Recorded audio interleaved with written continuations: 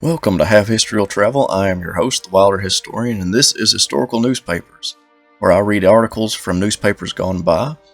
Early in the United States history, we see people fighting for the abolition of slavery. Some of the more notable people are men like William Lloyd Garrison or ex-slaves like Frederick Douglass and Harriet Tubman. But there were many people who did their part to end slavery.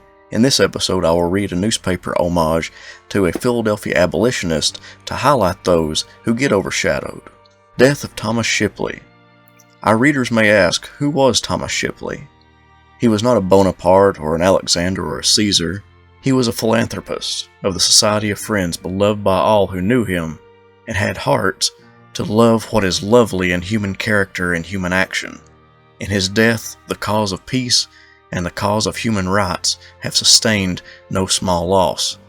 He was emphatically the friend of the black man. His loss is a just occasion of weeping to this oppressed class throughout our country.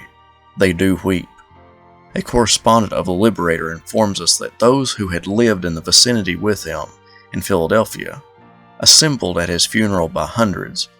He was borne from his residence to his grave on their shoulders. Precious memorials, far more desirable than all the parade made for the mightiest warrior that ever spilt human blood. Peace to the ashes of the peacemaker. Thomas Shipley was remarkable for his philanthropic interposition in behalf of escaped victims from American bondage, and in this most natural and humane work, he was greatly successful. An instance is now in mind that occurred just after the close of the Anti-Slavery Convention in 1833. The general facts, according to the best of our memory, were these. A slave who had escaped from a slave state and married a wife in Philadelphia by whom he now had 2 or 3 children was discovered, seized, and about to be remanded to go back into bondage. There he was in chains, his wife and her little ones by her side, looking on and waiting the decision in dreadful agony. Just at that moment, Thomas Shipley, who was rarely absent from such a scene in Philadelphia, was observed to leave the court suddenly. He went to the proper authorities and suggested to them that now was their time to strike if they would secure the maintenance of the wife and the children, who were about to be left a public charge. The magistrates, bestirring themselves at once, required heavy bonds of the kidnappers for the support of those whom he was about to reduce to pauperism.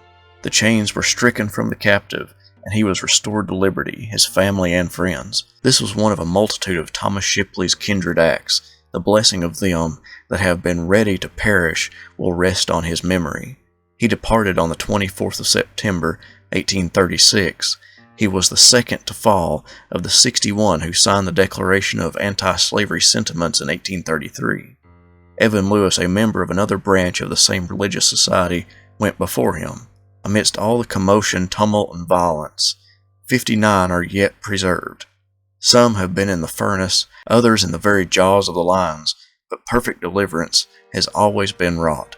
Surely the hand of the Lord is in all of this. I hope you enjoyed this edition of Historical Newspapers. I'll have an animated battle map for next week chosen by the patrons over on Patreon, so if you want to vote, please join and cast your vote for the next battle I cover. Thank you all, and I'll see you next time.